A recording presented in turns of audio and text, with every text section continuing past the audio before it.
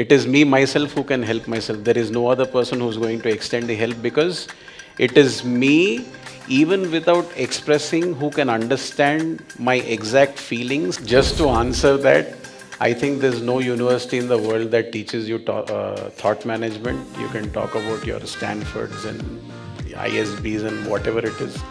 This is the only world spiritual university that teaches you about thought management.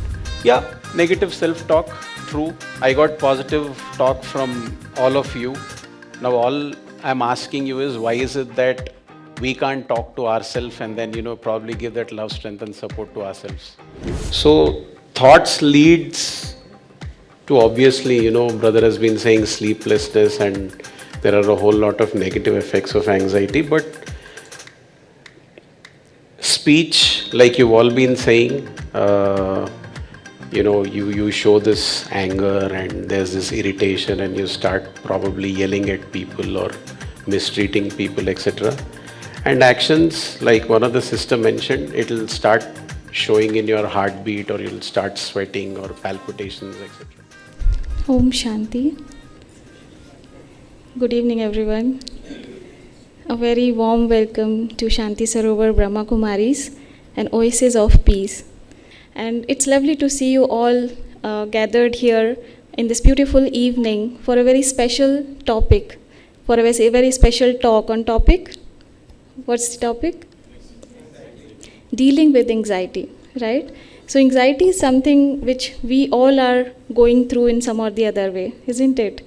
In today's world, this anxiety has become the most common emotional challenges, right?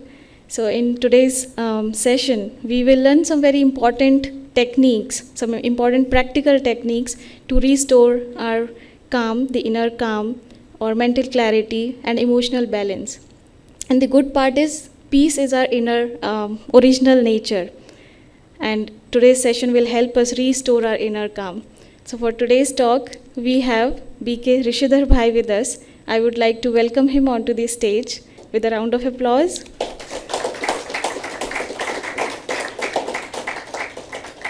Rishidhar Bhai has worked for Fortune 500 companies like GE, Dell, Vodafone. He has been at the senior and executive management positions for over 100 years in his career. Currently, he is serving as the venture capitalist within MNC, and he has been practicing Raj Yoga meditation for over 2.5 decades. So his insights beautifully combine the clarity of corporate wisdom with the deep understanding of spirituality. So I hope you take the advantage of this session. How many of you have taken the 7-day course? Why are you still dealing with anxiety? Huh? You're not. You've conquered anxiety already. How many of you come here regularly for the talks? Most of you. Okay. What is anxiety? Nervousness. Uncertain future. Overthinking is anxiety? Okay. Negative thoughts are anxiety. And? Fear, uncertainty of the future. Okay. What are the effects of anxiety? Depression. Before depression, anything else? Or direct depression, from anxiety to depression? Okay, heartbeat increases, palpitations, okay. Irritation, okay. And? Repeated happening of the anxiety. Yes. Repeated? It works. Anxiety, if it is often coming, then slowly it will develop Into? become a disease. Anxiety once in a while, okay. Once in a while means you are missing a deadline or something, you work stress or at home, whatever. Sometimes some amount of stress is good, otherwise work will not happen. But if it becomes over stressing, then anxiety. Some amount. Stress for more time will lead to Just for more time. Sometimes Future that anxiety. work is correct, but we'll do correct or not, we'll check one, 2, 3, 4 times. So that makes you anxious. Okay. Anger and irritation. Sorry? Anger and irritation. Anger and irritation are the effects of anxiety. Okay. Sorry?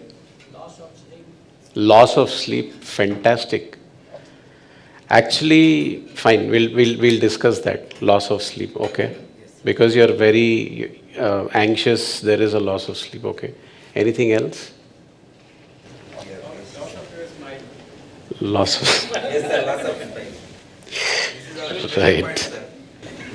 The clarity in thinking will miss. I mean, you will not be able to think clearly because so many thoughts, speed of thoughts is so much that the clarity. Okay. Excuse me for my handwriting.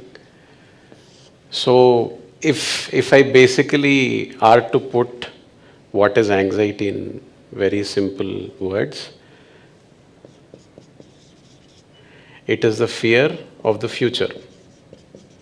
Right? Now, as per what all of you have been telling, it affects us at 3 levels. Okay? First is thoughts, then it is the speech, then actions. Right? So, thoughts leads to, obviously, brother has been saying sleeplessness, and there are a whole lot of negative effects of anxiety, but speech, like you've all been saying, you show this anger and there's this irritation and you start probably yelling at people or mistreating people, etc. And actions, like one of the sister mentioned, it'll start showing in your heartbeat, or you'll start sweating or palpitations, etc., etc. Which is first? Thoughts. Right. What does it mean if it comes into speech?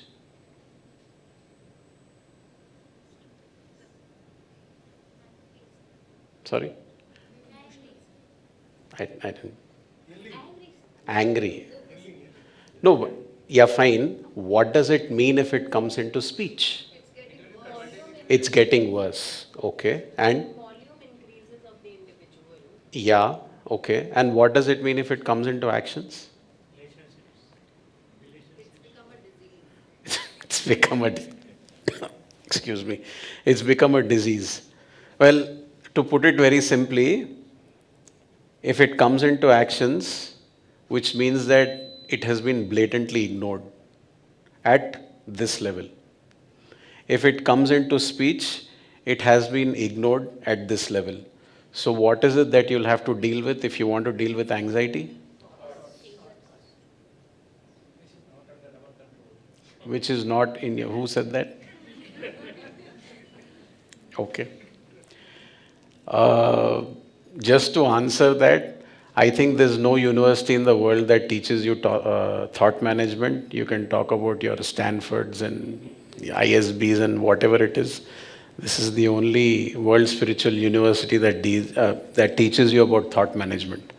Because what we are taught here is you have to change 3 things, which is I, me, and myself. So whenever we face any situations, right, all we basically do is blame others. We say that, मैं Sri Ram हूँ. The other person is who is the problem, because he is the person who's creating situations and he is the person who's throwing challenges at me. Right? So I, me, myself, and this is what we are going to concentrate in the entire session today. Right? So we understood that anxiety is the fear of what will happen in the future. I'd say more often than not, about 99.99% of the times, it is self-created. That's because we've been engineered to think in a certain way. We have engineered ourselves to think in a certain way, and that is the reason why we think that, oh, what is going to happen? And we also understand that anxiety is at 3 levels. If it is not checked, it gets into action. If it is, probably checked. After some time, it gets into speech, and then the best way to basically check anxiety is at the thought level itself. Okay, I am feeling anxious now. Why? I think I'll fall from this stage. So now you tell me, if I have the thought, or I am very anxious about falling from this stage right now, if anybody wants to help me, what is it that you would want to tell me, or how is it that you would talk to me? You'll ask me to go back. I'm still feeling anxious. I'm still feeling anxious. I think I will fall from the stage. Try to give you a pragmatic perspective in terms of To calm down, sit down, to calm down, sit down, calm down. Oh, if I sit down, I feel that this chair is going to break, and then I might still fall off the stage. That is fear.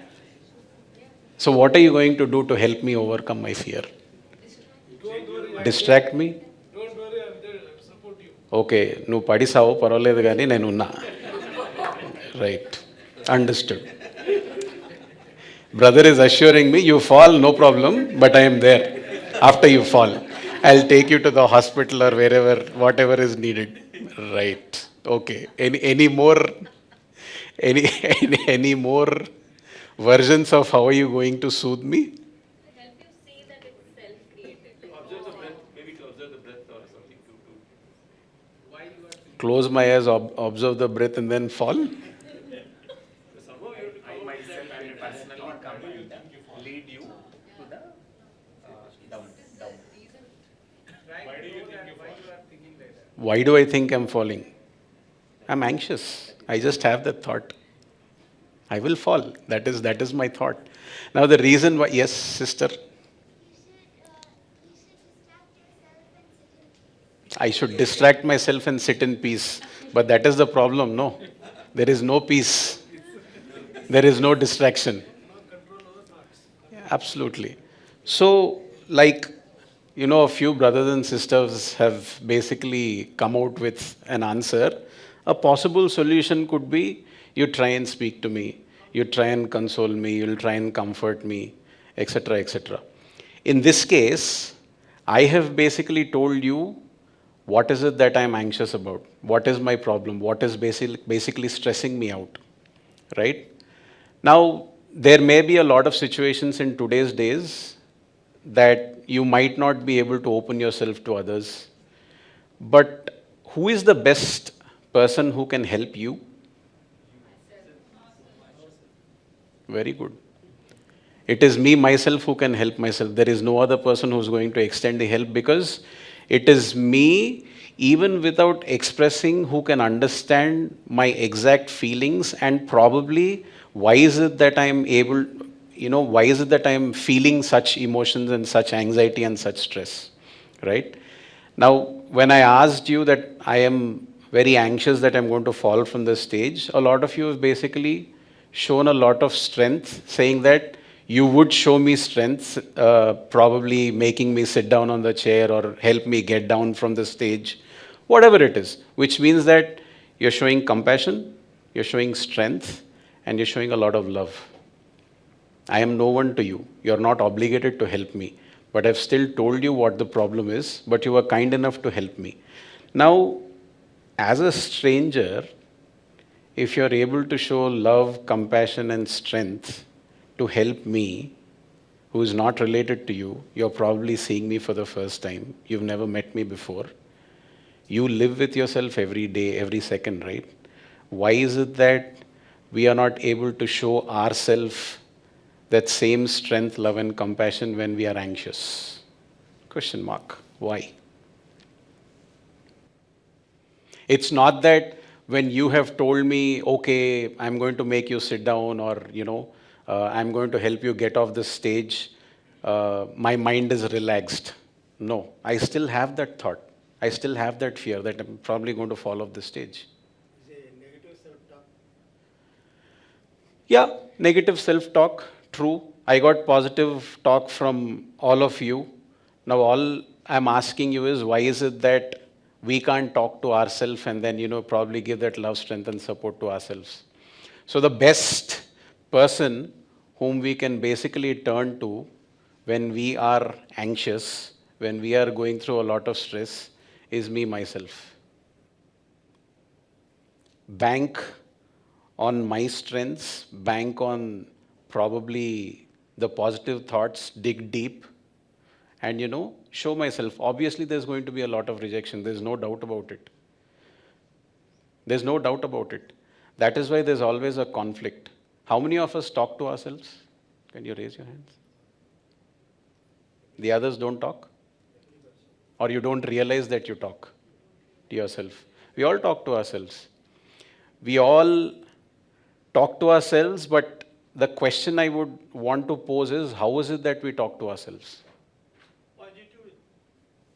No, I'm talking about the tone. As a friend, like just like casual. What is the tone? It's a casual tone.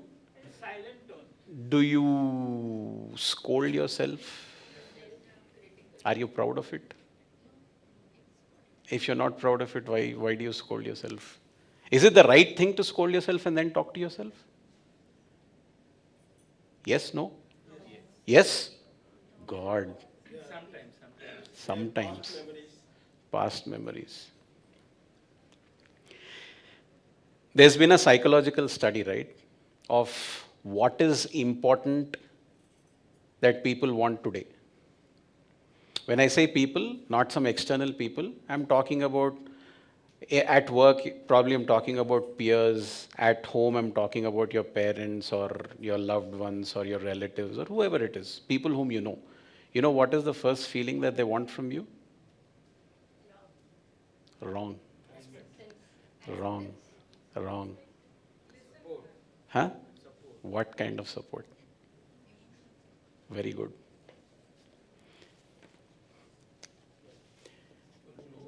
This is the first thing that they want. What is the second thing? After emotional support, what is the second thing that they want? Materialistic demand. Financial. No. Financial is not even there in the 4 parameters.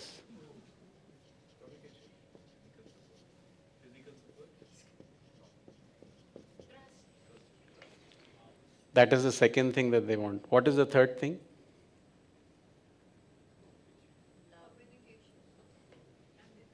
Huh?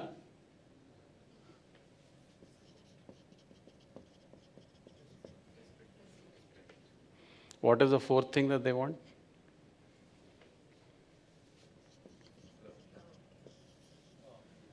And all of us think that love is what everyone wants. What is the difference between love and respect? Because we often tend to make a khichdi of both those words, but they're very different. What is the difference between love and respect? Would you want to be loved or would you want to be respected?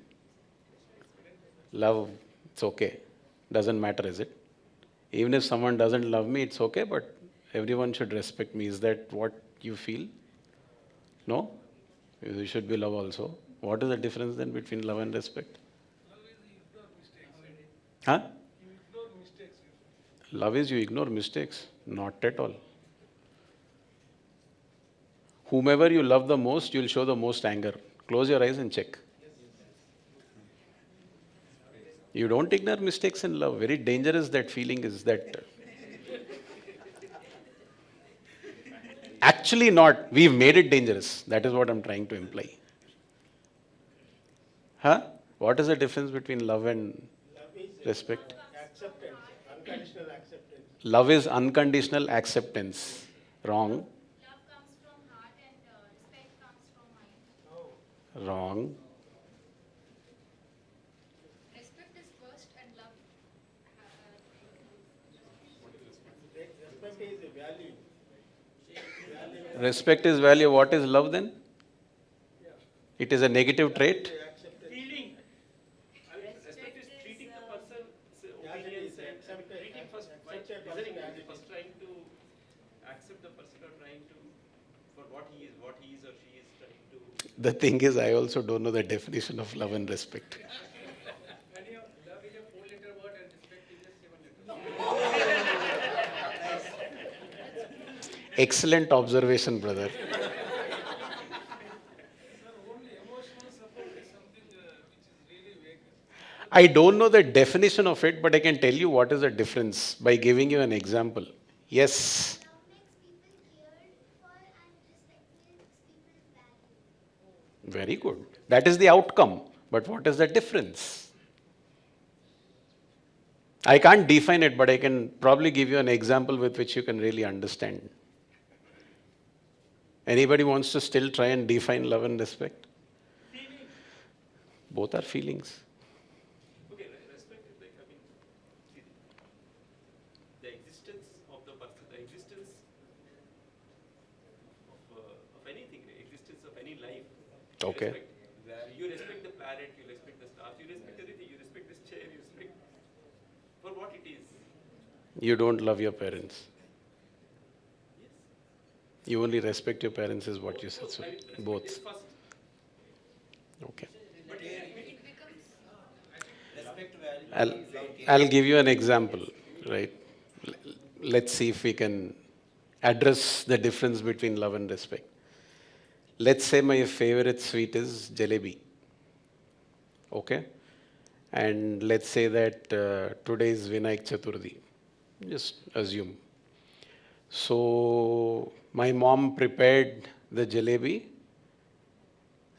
It's my favorite thing. So she forgot to dip that in that sugar syrup, but she put it as a naivedyam to Lord Ganesh, and then she offers me. Okay? And she says, this was kept as naivedyam at Lord Ganesha's puja, and then it is now being given to you. I'll take my first bite. What would I do? Huh? Like if you are not respecting your mother, you will say, what is this? No, forget about mother. Here the question is Lord Ganesha is in picture now. What would I do? I will eat it. Irrespective of how the taste is, I will eat it. Delete Ganesh Chaturthi and, the Naivedyam concept. Now what will I do? Huh? Yes, when fire fires the fire is the mother.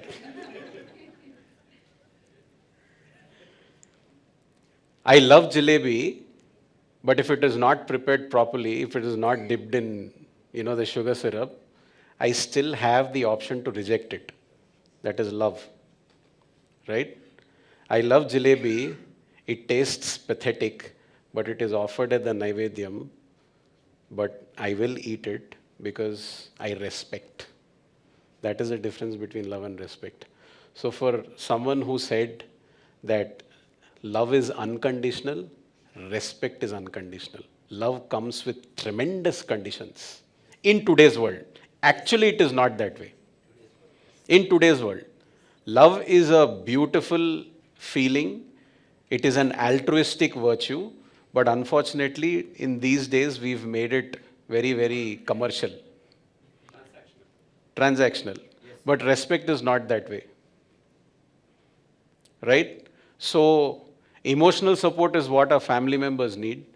Trust is, they want you to trust you, come what may. Right? Then they want you to respect them, be it a 3-year-old boy or a girl, or be it a 30-year-old wife, or be it a 70-year-old grandmother, or whoever it is.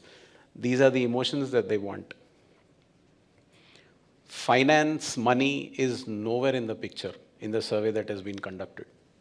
It is nowhere to be seen. Right? So,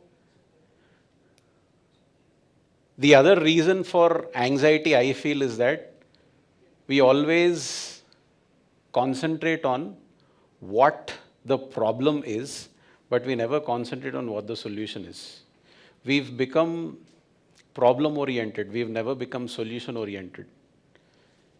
Thank you.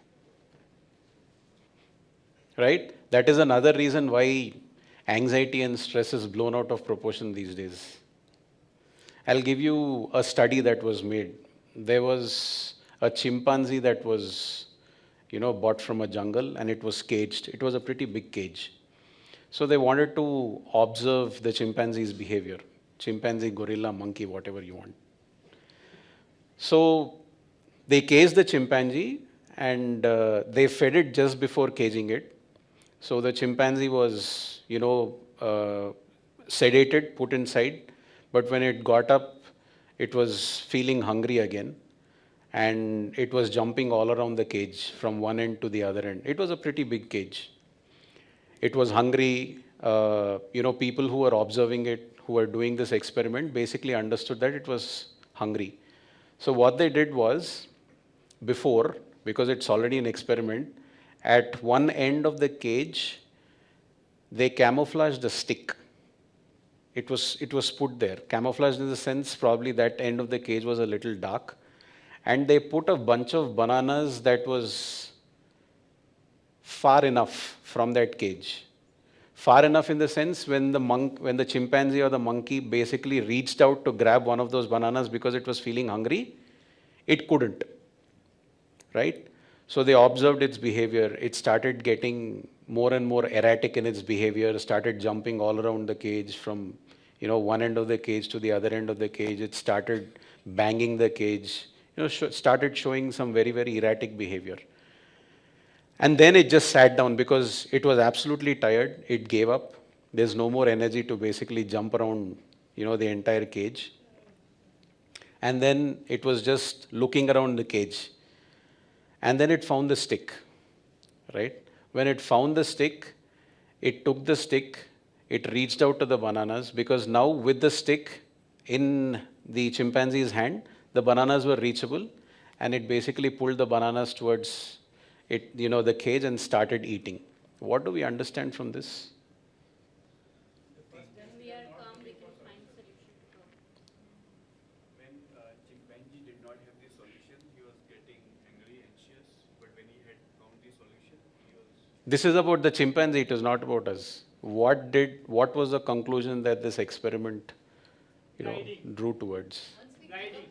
They said that when the chimpanzee thought that the bananas were far, it never ever found the solution, because in its mind it was always thinking that the bananas are too far, the bananas are too far. It's not my problem, the bananas are too far. I am hungry, the bananas are too far. The moment it sat down, it calmed down and understood that the bananas are there where they were right since the time it woke up from sedation, and it is the problem with its hand. Its hand is too short, the bananas are right there. It understood that its hand is too short to basically reach out to the bananas, so it wanted a way to extend its hand. Obviously, it doesn't have powers that, you do that and the hand extends, but it has to find something to extend its hand and then find the solution so that it can pull the banana towards itself and then have the bananas because it was feeling hungry. And then it found the stick, and then the entire episode of pulling the bananas happened. So in the same way, just like the chimpanzee realized that the problem is not the bananas, it was always there where it was kept, and the problem is the hand is shorter. The same problem is with us. We always think that I am not powerful enough. The situation is always created by the other person.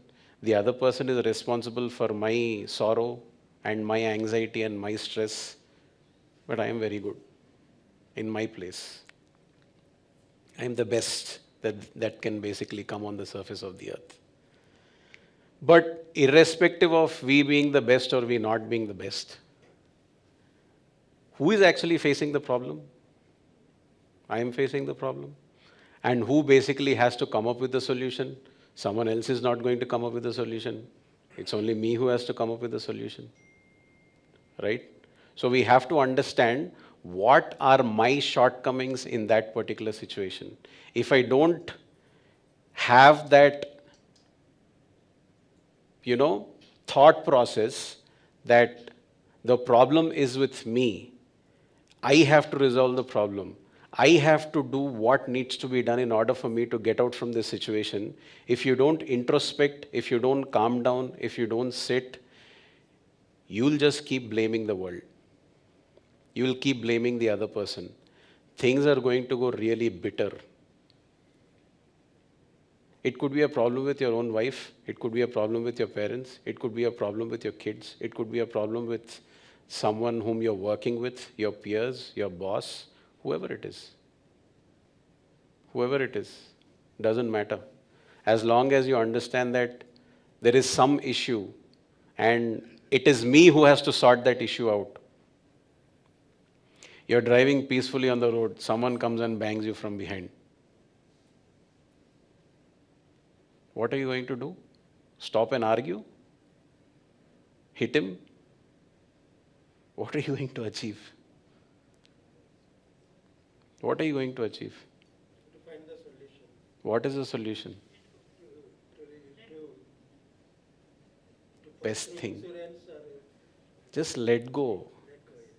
If you can do, smile at that person and then let go. Can you do it? Can you do it?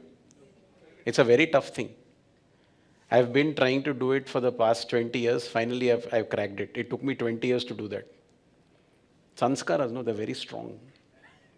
Na problem em ledu, nuve vachi kottinavu venkal nunchi. It is you who came and banged me from behind, no? I should give him a piece of my mind, not PEAC, PIEC. दो चार गाली तो देना उसको, तब ego satisfy होता मेरा. But what are we doing in this entire process of giving gali galoch? And for me to basically let go, it took very less time. But smile in that same situation took me 20 years. Let go, fine. I was irritated. I'll be honest with you. I was irritated inside. I was disturbed inside. But I knew that giving gali galoch to the other person is not going to help. It is only going to worsen the situation. So I just used to stare at him, give him a very bad look, and then just go. It happens. Hyderabad traffic is very, very common. People keep coming and banging you from behind, left, right, and center. So what happens there? I'll tell you what happened. The first time I cracked this of smiling, the other person came up to me and then said, "Sorry, boss." And I felt so happy. Because all these while I was trying to argue and gave him a look or anything like that, when I started staring at the other person also stared back at me saying, "What are you going to do now?" But the moment I laughed, the moment I smiled, it felt so good. He came up to me and said, "Sorry, boss." And I felt so good. And that dent that was there in the vehicle, it no more mattered, because I think relationships is what matters. No? At the end of the day, you were able to probably make a very, very difficult situation into a very smooth and easing one. You didn't spoil his mood, you didn't spoil your mood. In fact, I'll be very, very blunt in telling you that probably my ego was also a little nourished, because, that guy came and told me, "Sorry, boss." I felt really good. I said, "Arey." And then what do you say? "Arey, no problem, chalta. Hyderabad hai na, chalta rehta." Right? So it's completely upon our hands. There may be absolutely no mistake of ours, but at the end of the day, who is it that has to basically get out of that situation? I still remember there was this conference in Mount Abu, Rajasthan, which is our headquarters. It was a business and industry conference. And then Kumar Mangalam Birla's mother basically came to that meeting, and then she wanted to meet our then administrative head of Brahma Kumaris, Dadi Prakash Maniji. So she was there for, I think she came like today evening, and she was supposed to leave tomorrow evening or something of that sort. And in that, small time, a meeting of Dadiji was arranged with her, because she's a very prominent business personality. And then Dadi said that, yes, let's meet her. And then it so happened that Dadiji felt very, very ill. She really couldn't get up from her bed. There was, saline that was being, uh, she was being, I think in her room, but not the hospital, but yeah, saline chada rahe the unko. And she was literally in a state that she could not get up. So the next day, you know, her secretary basically walks into Dadiji's cottage and then says, when is ma'am going to meet Dadiji? And then the sister in charge basically said, I don't think it's possible because, uh, she's very ill and she's not even able to get up. So I don't think the meeting is possible. And she creates a big ruckus out of it. Itne bade vyakti, how can you basically do this? She's come only to meet Dadiji. How can you say that? That is blah, blah, blah. Big blasting for 10, 15 minutes. And then Miss Birla walks in.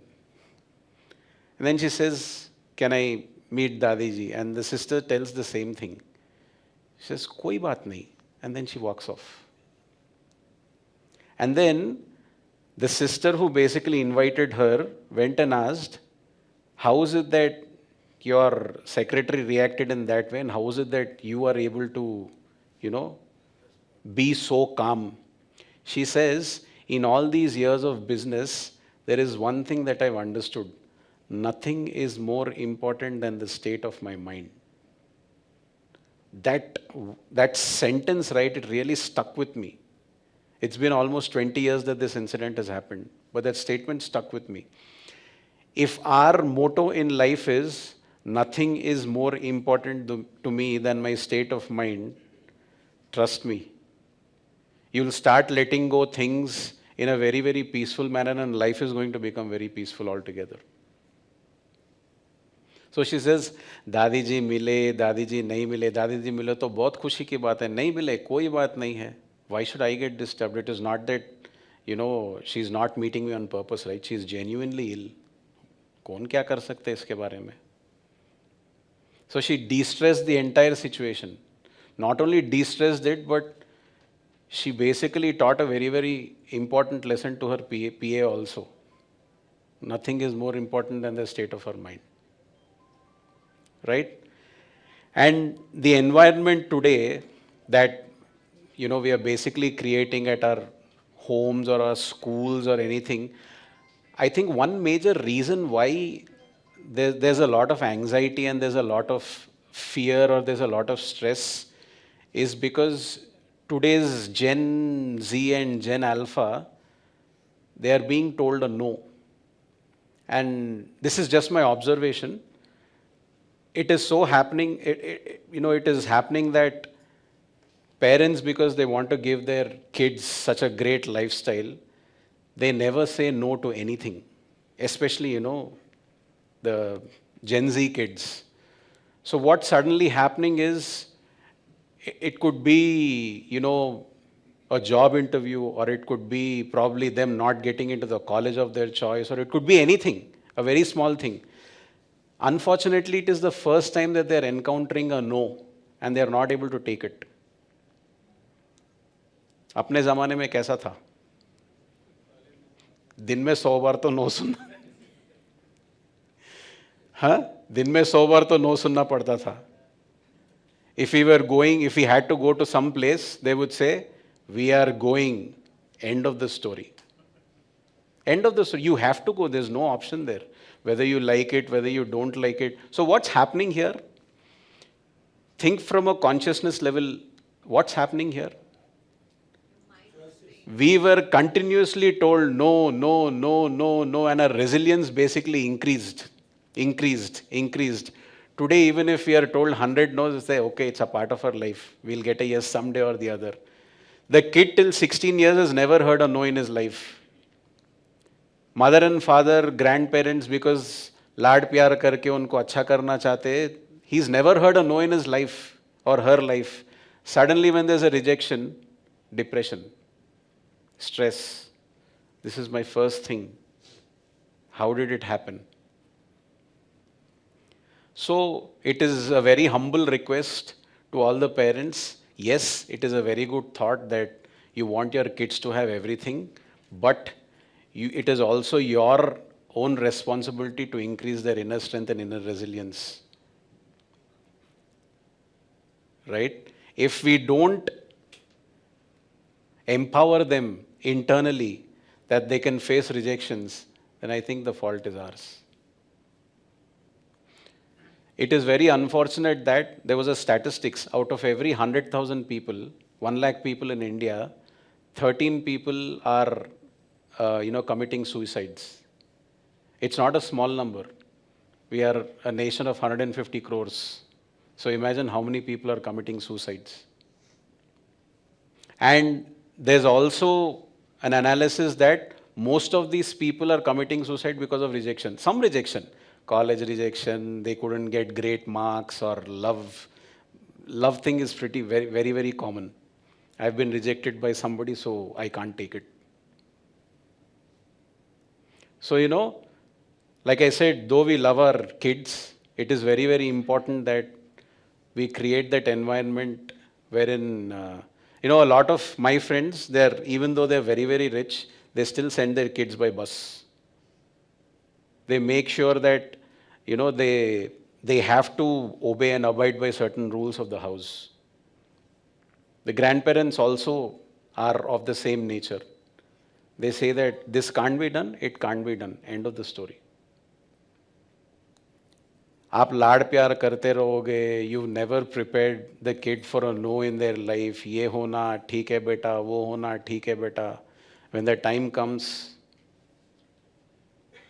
what are we preparing them for? Right? And a very, very important reason for anxiety is also our sleep. It is such an underrated thing, but it is such an important thing. When do normally all of us sleep? I mean, honestly.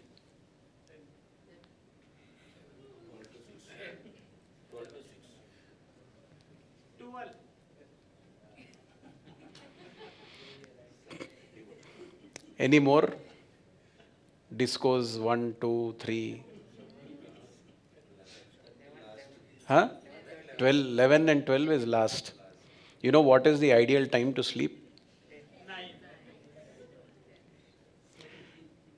I don't know it is 9 or 9:30 or whatever it is, but scientifically they say that it is 3 hours after sunset. 6:15, 6:20 aitadi sunset. 3 hours after sunset. When should you wake up?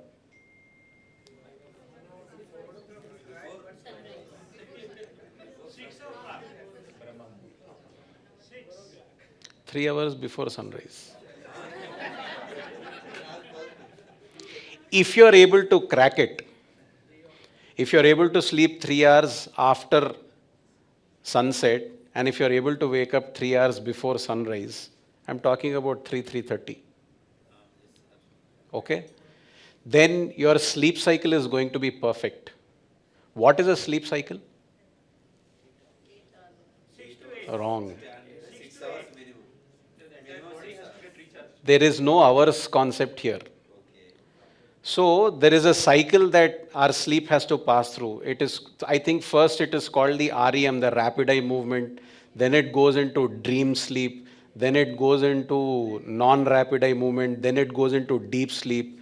When the deep sleep is completed, then you'll feel fresh and active. So there's no time. If you really sleep at 9:15, by 3 o'clock, this entire sleep cycle is completed. Your REM is completed, your dream sleep is completed, your non-REM is completed, and your deep sleep is also completed. When your deep sleep is completed, what happens in the alarm these days? When you put an alarm, there is a snooze button. What is a snooze button? Or 5 minutes, or 10 minutes. 20 years before, how were the alarms? Did you have a snooze button? No. Because you never needed a snooze button. It's as simple as that. There was no snooze button because you never needed a snooze button, and your lifestyle was so healthy then. You slept on time, you woke up on time. Why are we anxious today? Because we carry our work with us to home. I'm spending quality time with my wife and kids. Really? How? Opening your laptop, answering texts on your mobile phone, and then you tell yourself that 8 o'clock to 10 o'clock I've spent time with my wife and kids. If you do things like these, if you're not stressed, what else would you be? Nowadays, the same test that basically, they came up with these 4 things. In that same experiment, right, they said that 5 productive minutes with your wife and kids are also enough. 5 minutes. It's like you come home, you hug the kid, and share how was your day. And then the kid also shares how is his day. And then the bonding is done. Because there's that connect that happened. You making him sit, you giving do-teen gali galoch, saying you don't understand this, how many times should I tell you the same problem?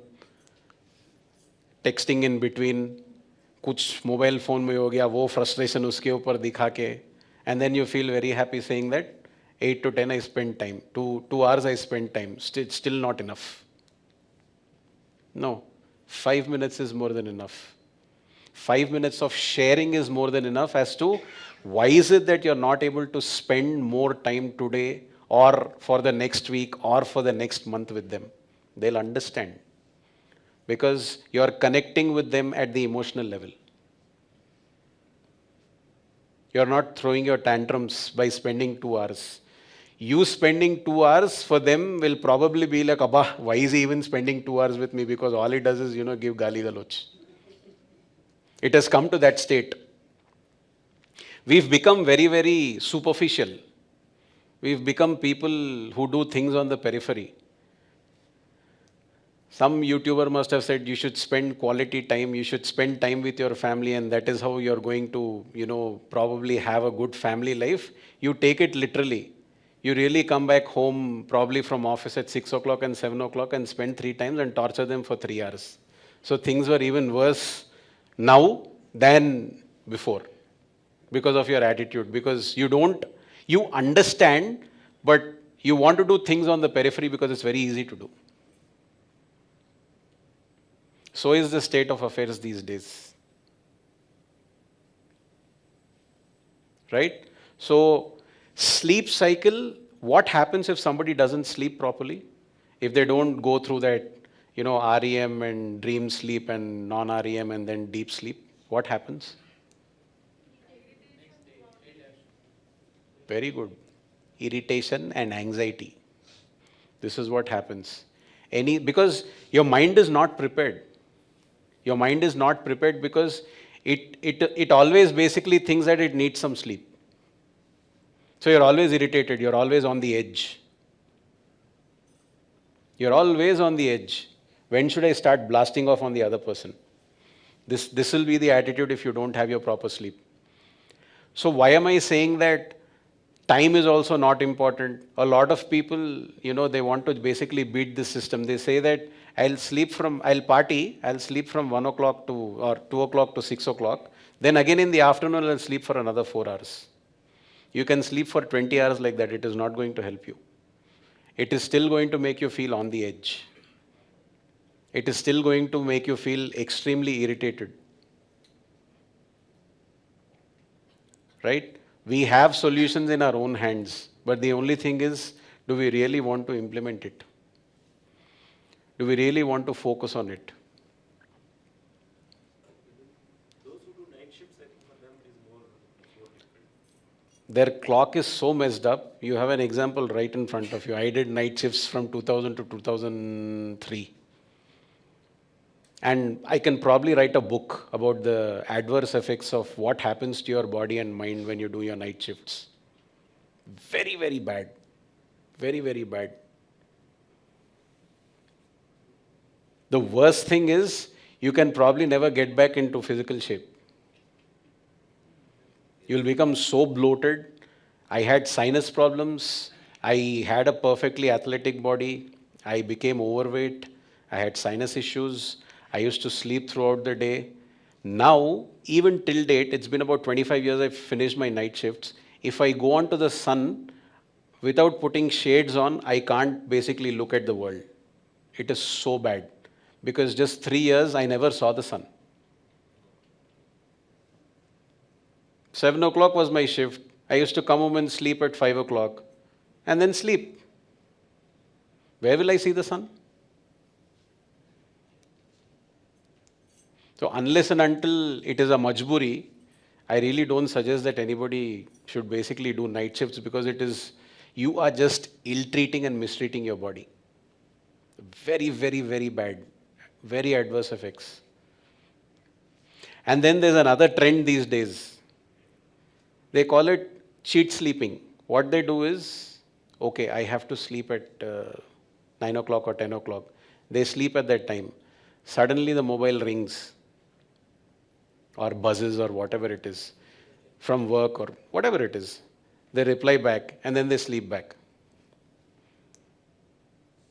And then they think that I'm only awake for just 60 seconds. No? How does it matter? It doesn't matter. I've had my complete sleep. Wrong.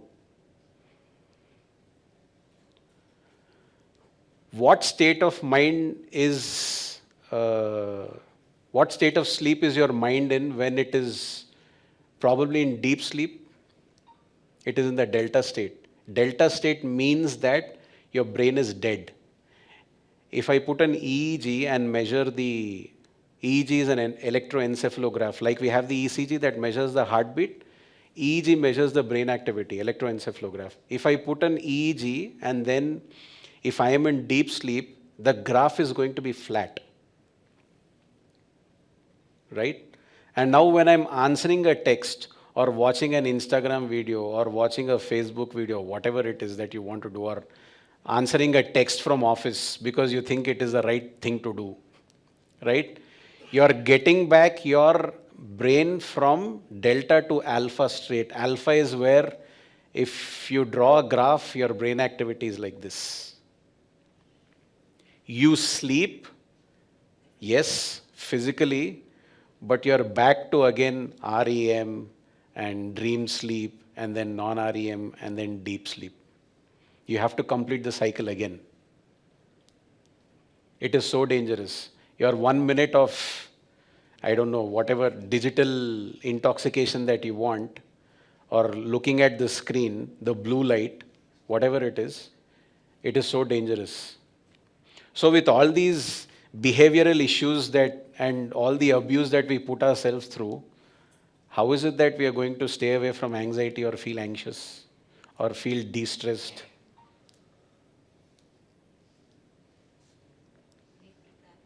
We need to practice. Yes. You have to go back to your roots, probably how we used to live about 30, 35 years back. It's not too much as well, 30, 35 years is, I know probably kids who are like 13, 15 years could feel like, what dinosaur age is he talking about? But a lot of us can basically connect. I feel that even during our time, I keep giving this example so much because I feel that there is a real problem with the way kids are brought up in India. Even during my upbringing also there was an issue.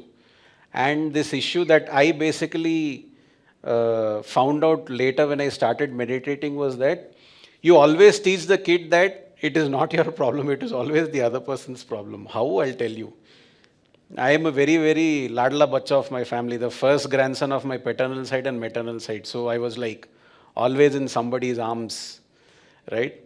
So one day in my maternal grandmom's house, I was just climbing the stairs and then fell down, right? My nani came running and she's showing all the lad pyar in the world, and then she's saying, stupid steps. I mean, Telugulo, hey, you stupid steps, why did you hurt my grandson? Is that true?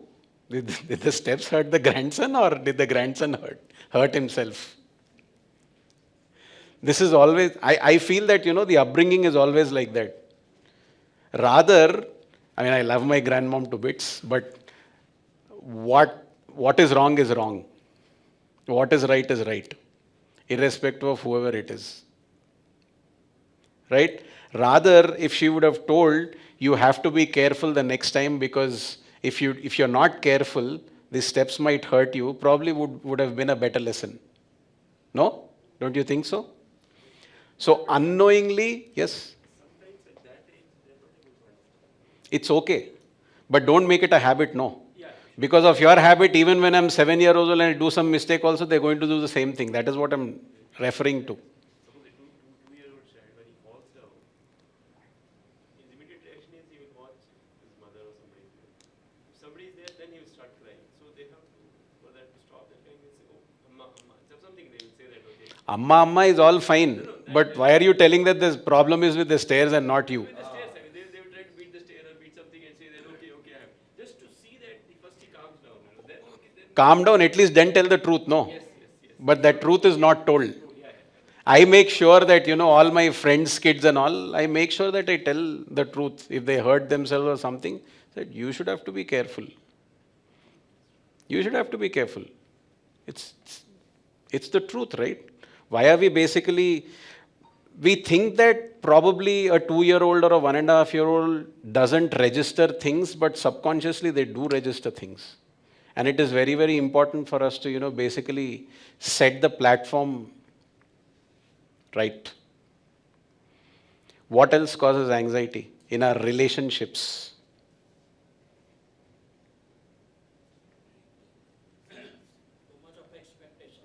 Too much of expectations. Yes. Absolutely correct. Misunderstandings. What is the root cause of misunderstandings? No. Thoughts are different. No. Huh? I am always right. And where does this come from? I am always right. It comes from ego. What is ego? What is ego? Huh? Yes, what you're saying is correct. What else is ego? Huh?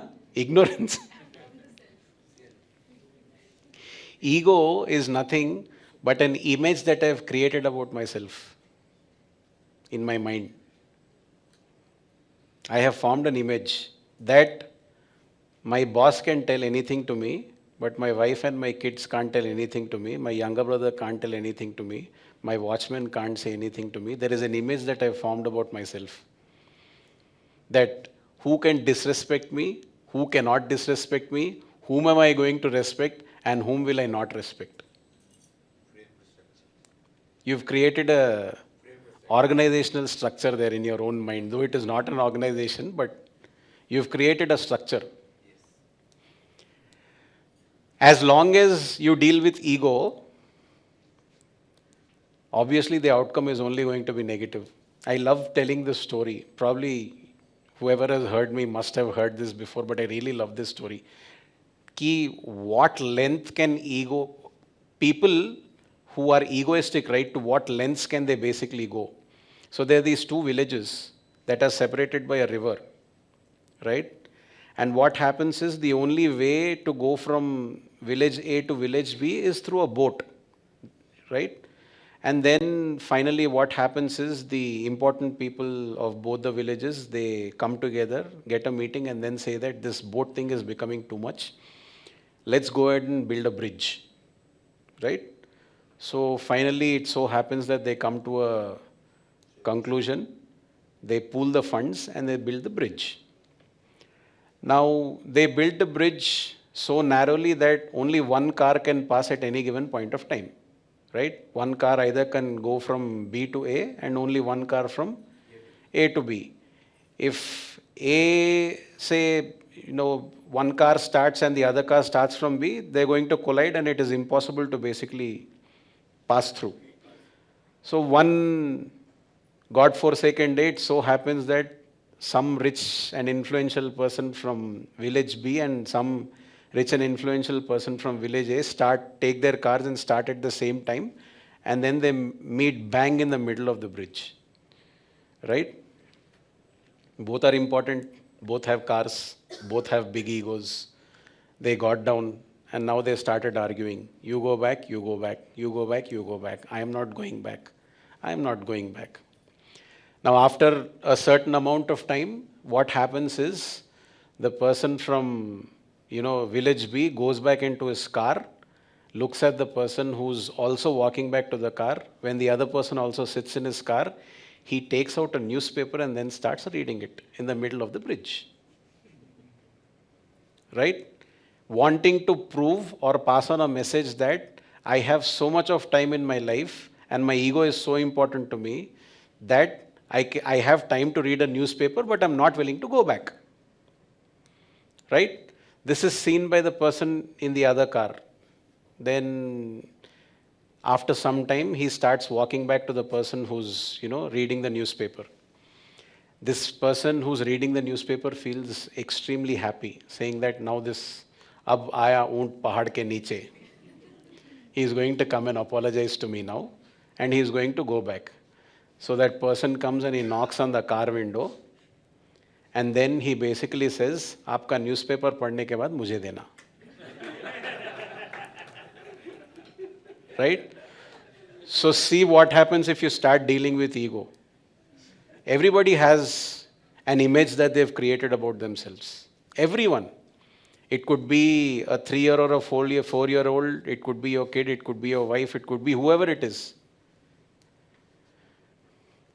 If you value the relationship, if you value the other person, then humility is the best way or the best basis to basically deal with the other person, because it basically de-stresses the environment and doesn't cause you to become anxious. Because I've seen my friends that they have ill-treated their wives so much, ill-treated, not marna pitna and all, but the way they talk and they look down upon them, that now their wives have started retaliating and now they are scared to even talk to them. Because they know that घर का पूरा environment खराब होगा. आजकल तो नारी शक्ति है ना. They started giving back. It is not like the olden days when they used to, take everything. So they've seen, and they started retaliating. Now they're even scared. I said, what happened? उससे बात करे तो stressful हो जाता पूरा environment. This is what they basically say. And who's responsible for that? Who's responsible for that?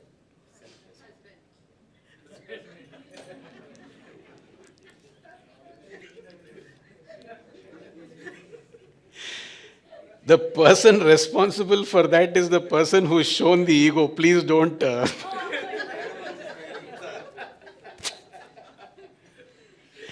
Who said that, by the way? Husband? Huh? You said that?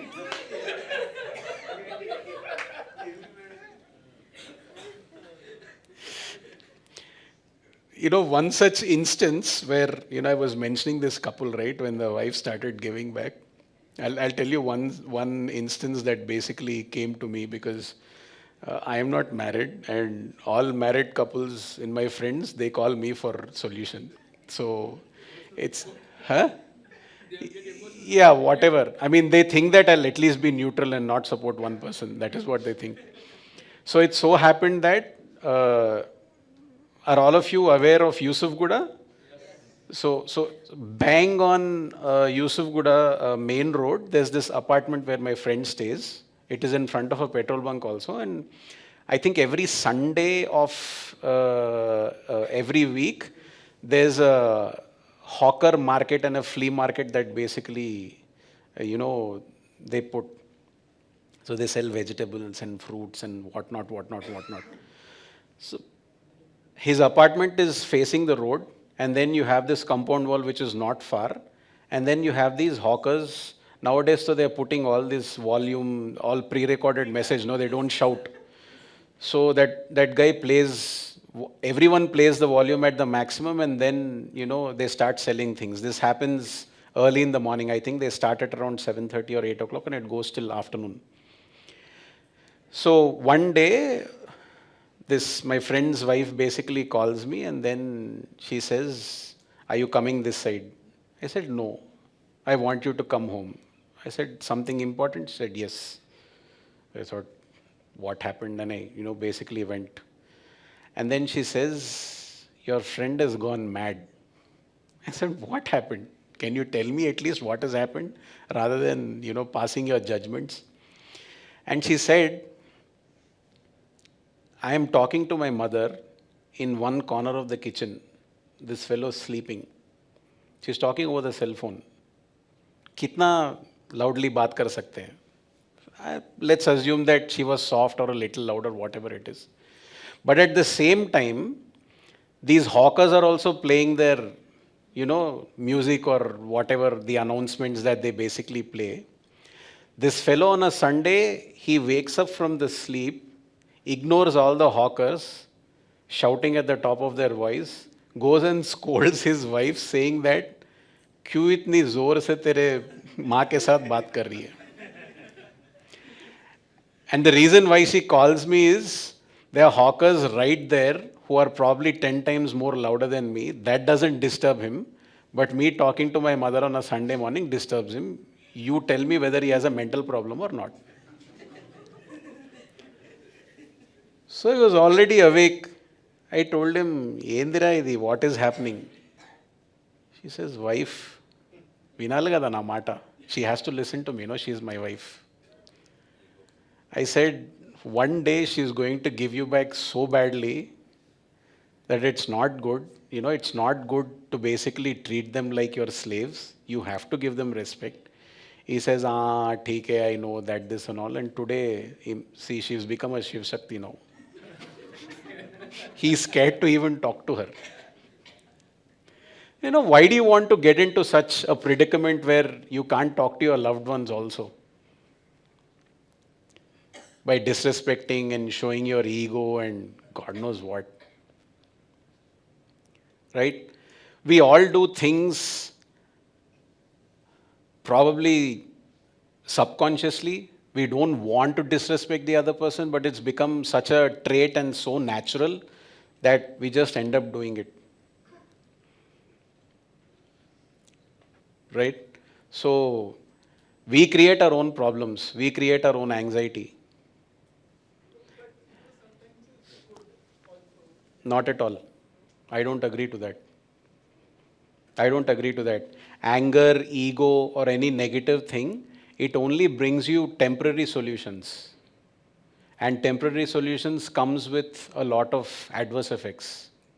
Like a lot of people basically tell me, I've worked for, I think this is the 27th year that I'm working. I have led an organization for 2,000 people also. And I've really brought in spirituality and started using spirituality because I was getting angry initially for a lot of years in my life, but then I understood that people talk behind you. To a lot of people it doesn't matter, but for me, for the lifestyle that I'm living, people not talking behind my back mattered a lot to me, and then I really changed my entire management style. There are results. Probably there are very effective results, but they're not permanent. They're not permanent. If you show ego, if you show anger, results are not permanent. And you'll always have to keep them on the edge.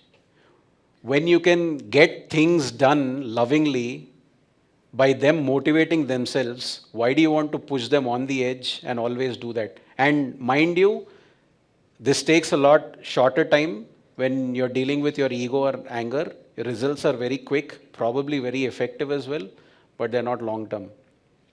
But in this entire process of showing ego and anger, your stage is spoiled. That is what I didn't like as well. You're so disturbed that forget about the environment. You yourself are not at peace.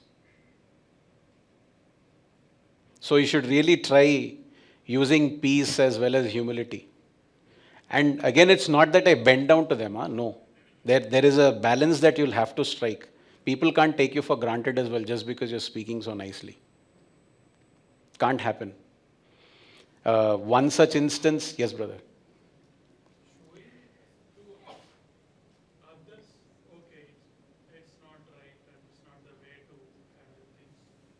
But having the self-ego to achieve something, to make something happen, that actually helps, right? For that, you don't need self-ego, no, you need determination.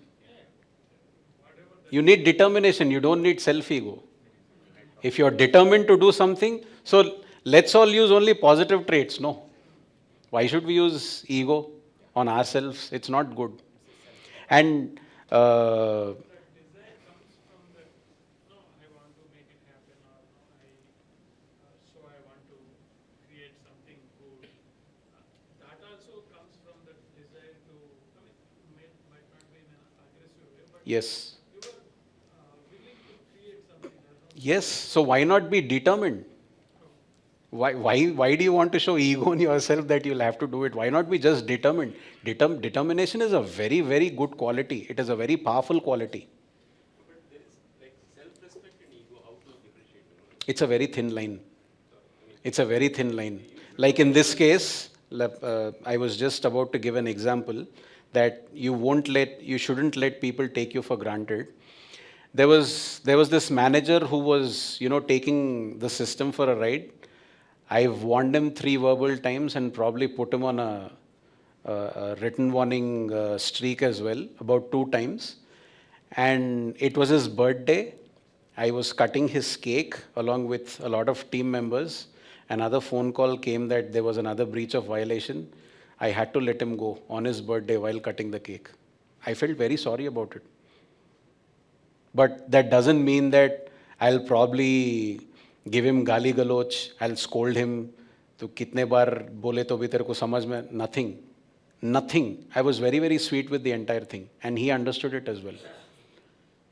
So, you showing humility doesn't mean that you let people take you for a ride. Absolutely not. And as far as showing self-respect and showing ego is concerned, I think you're the best judge for it. And it's a very thin line. You're walking on the wall. One step here, it becomes ego. One step here, it becomes... So you're the best judge. If you tell me a situation as well, I probably can't give you the right answer because you will not be able to narrate the situation with all the 360-degree perspective. You'll miss something or the other, and probably my judgment could be wrong. Right? God has given us an intellect, we have our sanskaras, we have all our experiences, we know what is good and what is wrong. There is no question that nobody knows, nobody doesn't know what is good and what is wrong. There's no question. This is a real life incident. My friend's daughter is 2 years, right? So every time she does a mistake, he makes sure that the mother and father both, they punish her. What is the punishment? Not hitting, gali galoch and all. No, absolutely no. They just say, time out. There is a room, which is an empty room. They switch on the light. There is a chair. They just say, time out. She has to go and sit on that chair for 5 minutes, 10 minutes, 15 minutes, depending on how severe she has messed up. So one day, what happened is, her mom was not there. She went out. This fellow was sleeping. She woke up a little early and started painting his face. Painting his face, painting his hair. She made a mess of the bed. She made a mess of his face, body, everything. And then his mother walks in. Her mother walks in. And then she says, Adya, what are you doing? She says, sorry, Mama, time out. She herself goes into that room. She sits down. It seems she sat down for almost 35 minutes and then came out, saying, I punished myself. I'm so sorry. When a 2-year kid has sense to punish herself and knows what is right and what is wrong, she couldn't control her actions. It's a different thing altogether. But she knows that it is wrong. And if she could punish herself, we as individuals who have so much of experience, don't we know what is the difference between self-respect and ego? All we have to do is, dig a little deep. We'll definitely know what is right and what is wrong. There's no question on us not knowing. First, my state of mind is the most important thing to me. That's it. And this fellow called her out multiple times saying it was okay, but she still didn't come out. So I was really moved when, this incident was basically told to me. Saying a 2-year-old showing so much of wisdom is just amazing. Right? What else causes anxiety? Schizophrenia. What is that? Schizophrenia. Imagination. Imagination, huh? Why does imagination? Yeah, actually it does. Imagining things that actually don't exist. We have 5 minutes. I'll tell you a story and end it. How imagining things basically creates a big ruckus in our lives. So I keep telling this also, and I really love this story because even though the problem isn't that actually is in front of us is probably that of the size of a mustard seed, we make a mountain out of the entire thing, thinking that, oh my God, what has happened to me, and this and that. So there was a school, there were these two kids who were very, very notorious. They wanted to prank the entire school. They've decided that we are going to prank the entire school. So they came up with a plan. The plan was into action that night. So that night, what they did was they brought in 3 goats. They numbered the goats on the goat's stomach, saying 1, 1, 2, 2, 4, 4. They missed the number 3. They left the goats in the school, right? So what happened was the next day when the entire school came, they started meh, meh, meh, meh, meh. So the principal stopped all the classes. All the students, all the teachers, the principal himself were behind catching goats now because it was really disturbing. So they searched for a very long time. They found goat number 1. They found goat number 2. And after a long time of searching, they found goat number 4 as well. Now still they didn't stop their search. They started searching for goat number 3 and never found goat number 3. In our lives, most of the problems are goat number 3. They really don't exist. They really don't exist. If you don't believe me, always take the perspective of another person. Right?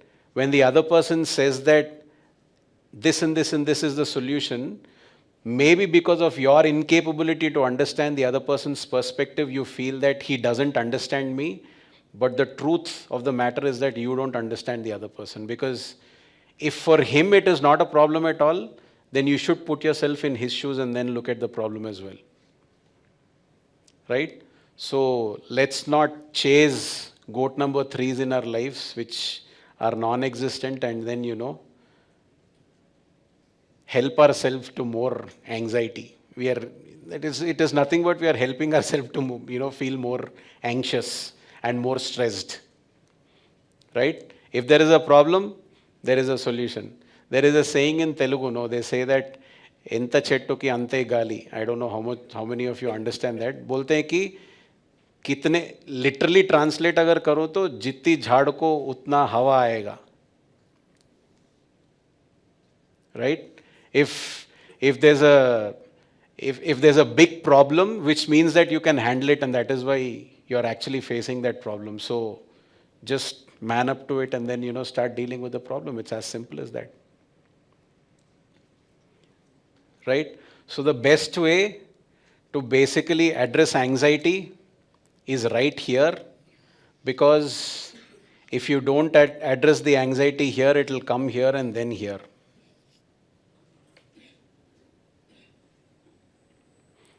So your thought process is something that you'll really have to. Who is a meditator? Who is a meditator? We are all meditators, I say, are mental athletes. Okay? What do athletes do? What do athletes do? They practice first, and they are extremely cautious about their intake of food. Right? When I'm talking about a meditator being a mental athlete, what is the food that he takes? Thoughts, information. So, as long as we stop watching Instagram crap and all the negativities on social media, I think we are helping ourselves with de-stressing ourselves for probably 50%. How many of you all watch world news before sleeping or you watch some mirch masala serials before sleeping, or some nonsense scrolling Instagram reels or whatever it is. Huh? Big boss. Big Boss, that is the biggest crap I've ever seen. Unbelievable crap that is. I know, because people love crap. That is a problem. They don't care about their mental health. Some 20 people are living in a house and fighting, and you have opinions about them fighting. I really don't understand that. So, like I told you, just as an athlete is extremely cautious about the food that he takes, we also have to be very cautious about the food that we feed in into our mind. Read good things, watch good things, make sure that, in the name of spicing up your life, don't look at nonsensical intake like, it could be horror or anything. All these things have a very negative effect when you sleep. Crime, suspenses, thrillers, horrors, all these manifest into dreams, and then your sleep cycle is not completed. 3 hours before sleeping, don't even bother touching your phone. I mean, when I say don't touch your phone, not answering calls and something which is important, but I'm talking about stay away from social media, which is extremely harmful for all of us. So, dealing with anxiety is in our own hands. We've discussed so many scenarios. I hope that I've been able to add a little value in how you can deal with anxiety in your lives, if you have any. If you don't have, congratulations. That is the best place to be in. So thank you so much, and Om Shanti.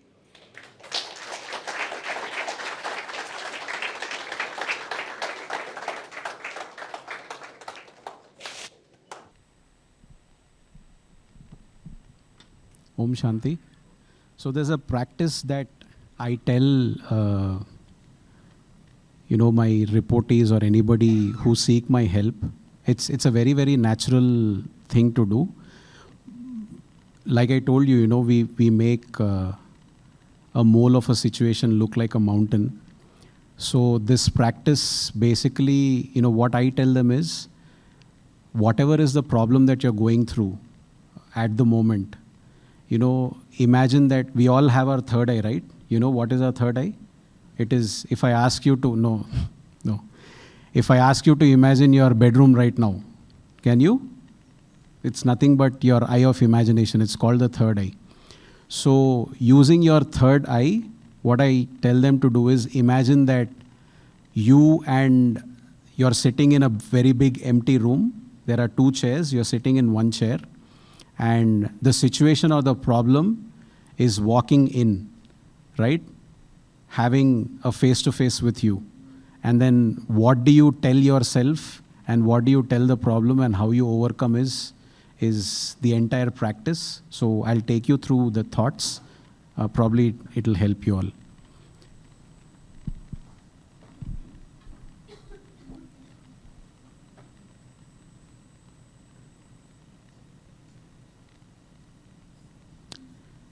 Please sit upright. You can close your eyes if you want.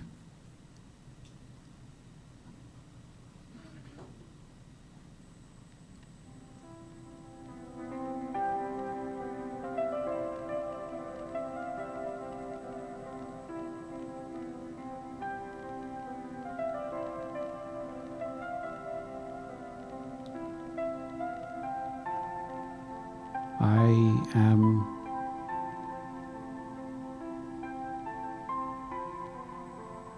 an energy in the middle of my forehead.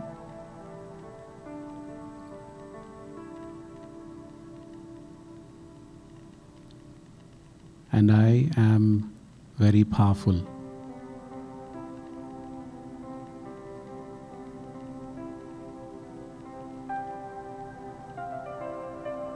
I can face any situation, deal with any obstacle, because I am powerful.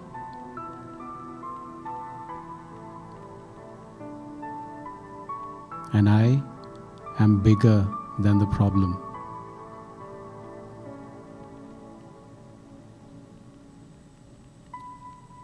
I see myself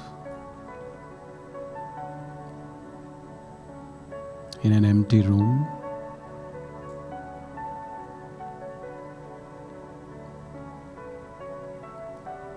seated with the consciousness that I am powerful and I can overcome any situation.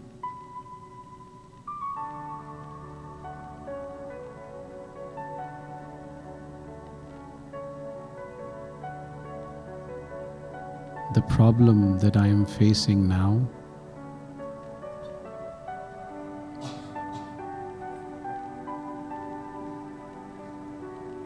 walks into the room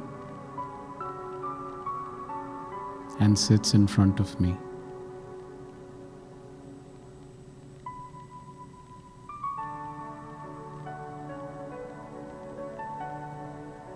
And I talk to the problem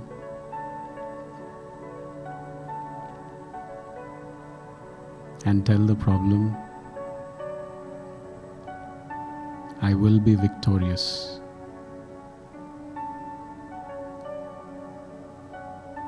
I have faced many such problems before. I have been victorious before, and I will be victorious now as well.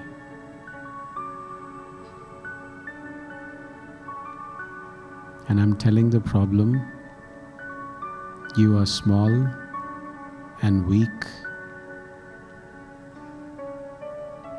and I am stronger and bigger than you.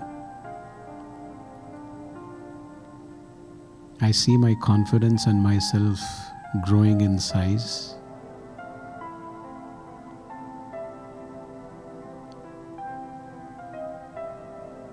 I tell the problem again,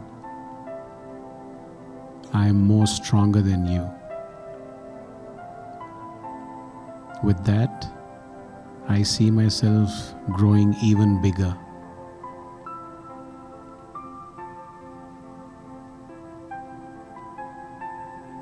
I talk to the problem again. You are small and weak,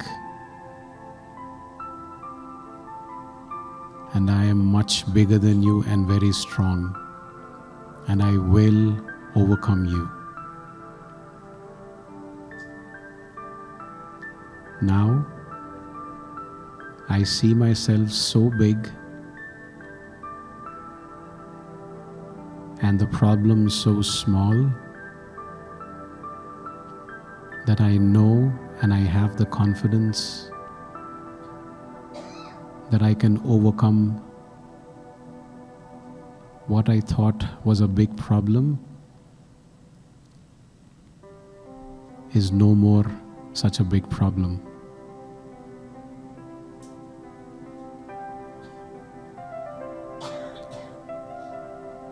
I keep practicing this self-respect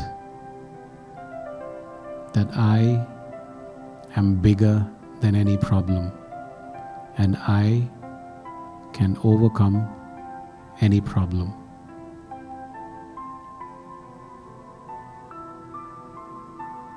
I am bigger than any problem and I can overcome any problem. I am bigger than any problem and I can overcome any problem.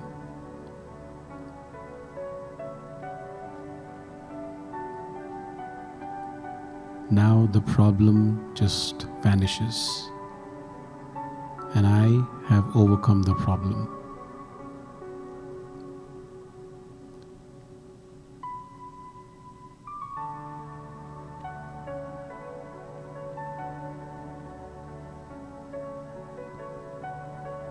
Om Shanti.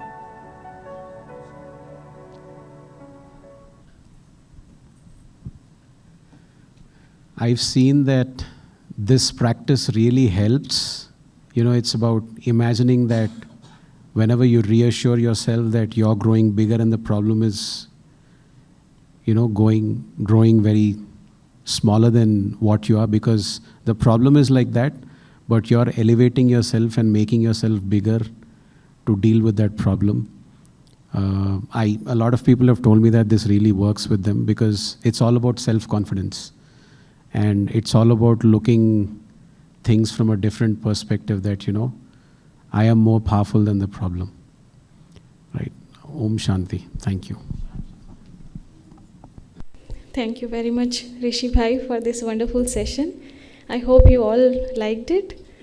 And this meditation was really an icing on the cake, right? So thank you. And I was sitting at the back and seeing you all were enjoying this session because brother shared a very good examples, practical examples with us. So thanks to the brother again. So any takeaways, the important part from this session, anyone wants to share? People are looking at the board. You can deal with anxiety at the level of thought. Yes. So everything starts from our thoughts, right? So brother shared a very good thing that the only thing which we have to take care is what we are feeding to our mind. We have to just feed good things, good thoughts, spend time with good people, positive people, watch good, hear good, right? If you change what you are feeding in, you can, start feeling happy, courageous, motivated, or anxious, stressful, intention, right? So you just have to take care of your thoughts.